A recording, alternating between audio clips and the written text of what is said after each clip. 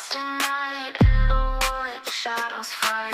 Arms take gold, can't take flight. Power's gone, nothing's right. Cauldron cold, no more fire. Potions fail, dreams expire. Spirits whisper, call me liar. In the dark, lost desire. Purchase cry, echo loud. Through the fog, through the shroud. Mystic force, once so proud, now just whispers in the crowd.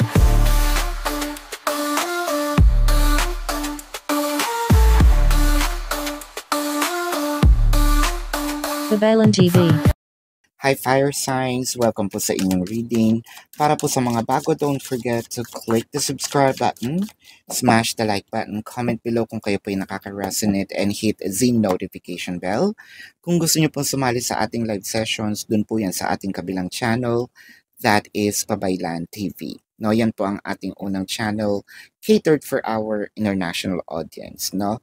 Diyan din po tayo nagla-live. So, kung hindi nyo po maabutan yung live sessions, pwede naman po kayong magtanong dito sa comment section as long as the question po is answerable by yes or no. No? So, kung meron po kayong mga personal na questions, yan, yung mga katanungan nyo po, sasabihin ko po mamaya kung paano kayo makapag-reach out sa akin. Ano? So, Fire Signs, magsimula na po tayo. So, meron ditong ngayon, meron kayong mga challenges, no? Separations here are, it could be physical or energetic. Ano nga ba ang physical separation, no? Ang physical separation, ito po yung literal na hindi kayo magkasama ng physical. Pwedeng nasa kabilang bahay, nasa kabilang barangay, no? Nasa kabilang isla, city, state, county, country, different continent. Pero, so, ang energetic naman, ayan, nakikita na nga kayo, nakikita man kayo, pero hindi kayo nag-uusap, no? So, hindi man kayo magkalayo ng physical, pero ang tabang-tabang, no, ng kanyang pakikisalamuha, pwedeng yung mga usapan nyo is oo, hindi lang yung sagot. I think na kahit ganun pa man, no, yung mga nangyayari sa inyong dalawa, nakakita ako dito ng hindi pa tapos itong relationship, hindi pa tapos itong sabihin nating istorya, no, ninyong dalawa. Pwedeng nagpupusong bato, no? Meron na doon pa yung tampo, tinitikis pa, no? Either tinitikis ka pa or tinitikis mo pa si person. You can switch the energies, ha? Kasi what I am reading in here is the dynamic, no?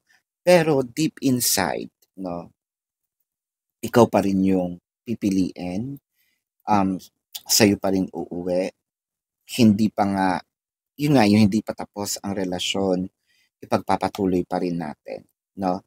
Nandito lang tayo sa sitwasyon ngayon na mas nangingibabaw yung inis, mas nangingibabaw ang gigil, mas nangingibabaw ang galit, no?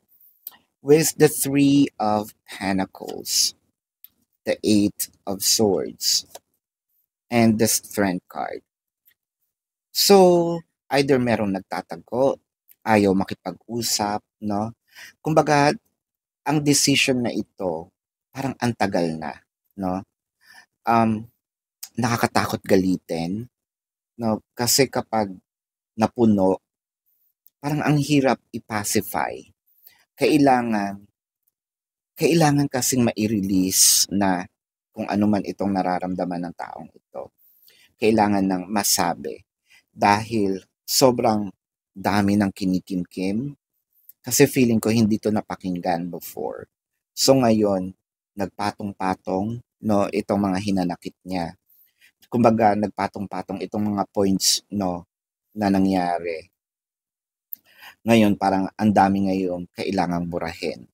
Ang dami ngayon kailangang i-address para maayos. siguro ang takeaways natin dito, no, dito sa sitwasyon pa lang na ito, upfront, is bago pa, no, um, kung meron mang mga issue dapat na pag-uusapan na. Kasi I feel like nag-gaslight masyado itong taong to dahil, nako, arte lang yan. Kung gaganyan-ganyan ka, hindi naman totoo yung nararamdaman mo, hindi naman totoo yung galit mo, no? So, kumbaga nabaliwala yung mga feelings, no? Let's clarify the Eight of Swords. Kasi parang dito ko nakakita ng, no, parang sarado ang isip ko. Buo ang desisyon ko ngayon, ayaw pa kitang makita.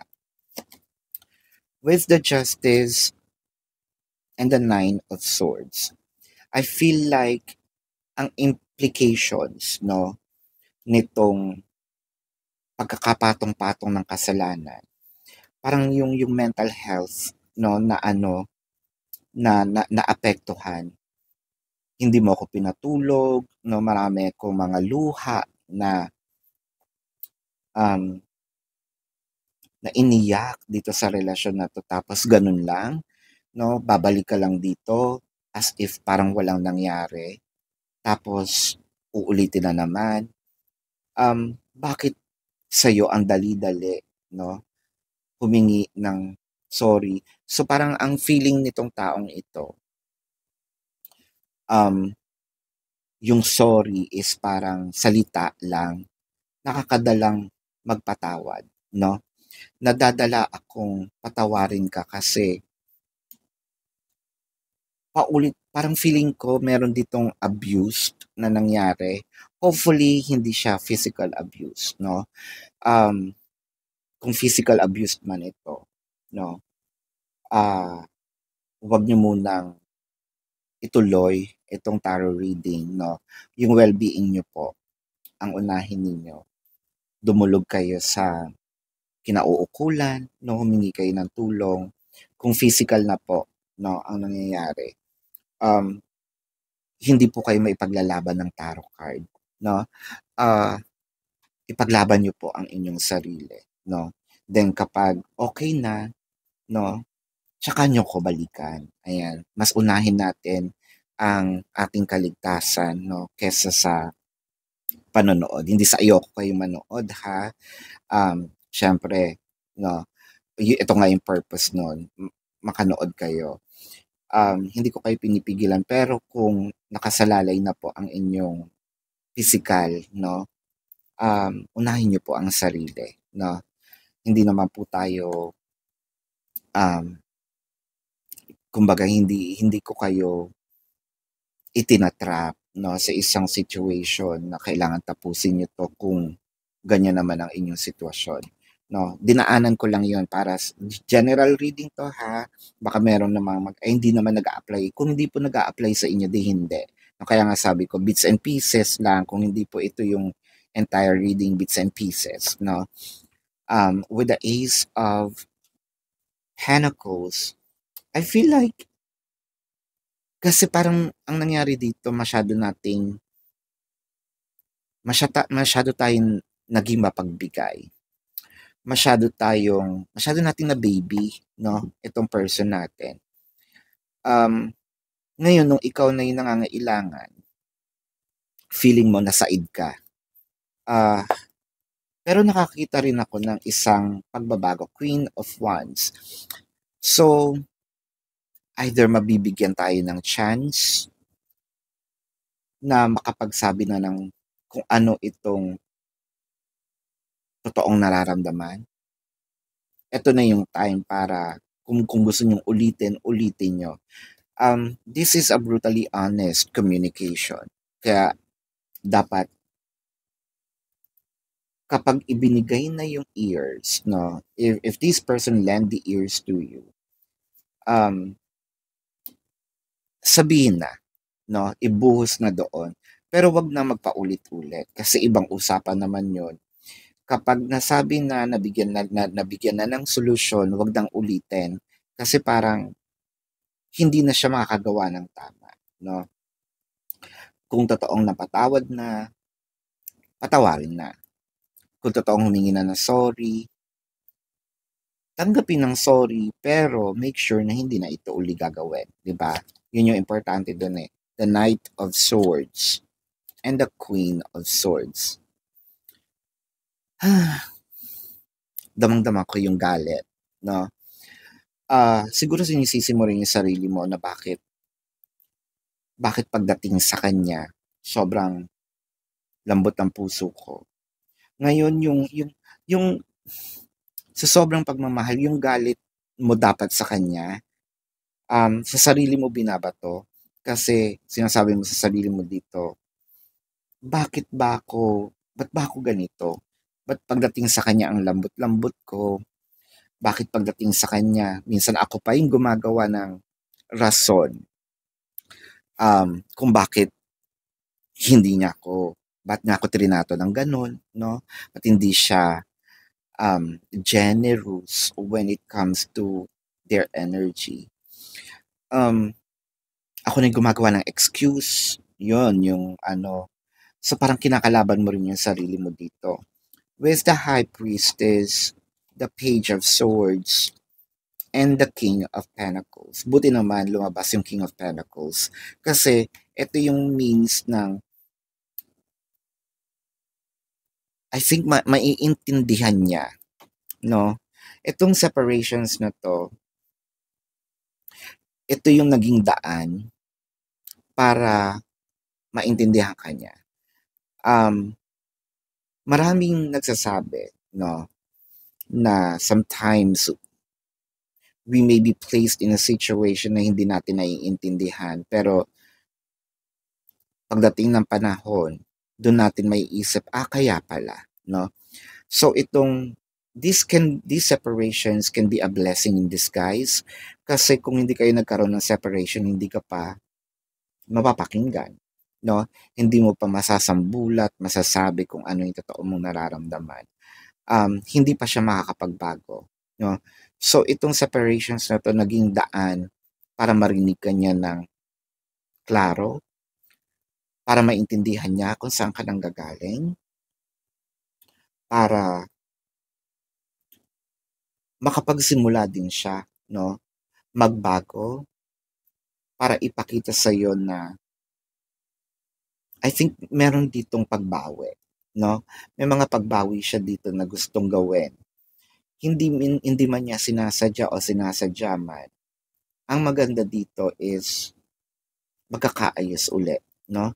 Although marami ka pang mga tanong no? Bakit hindi mo ako napakinggan dati? Meron bang iba? Bakit ka nagsisinungaling? Ano yung mga tinatago? No?